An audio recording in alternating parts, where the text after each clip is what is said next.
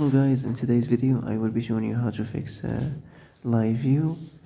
Um,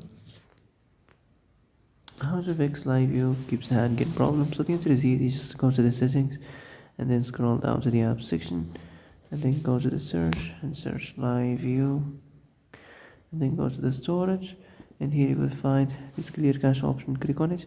Now you can go check it if it works, and if it didn't you can try to restart your phone or turn the Wi-Fi off and on, or the Bluetooth or the airplane mode.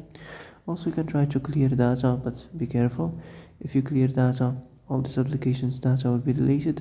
This includes all files, the settings, the accounts, the databases, etc. So be careful if you want to clear your data. And that's it for today's video. I hope this is the answer you've been looking for. If you like this video, don't forget to like and subscribe, and see you in the next video. Thanks for watching.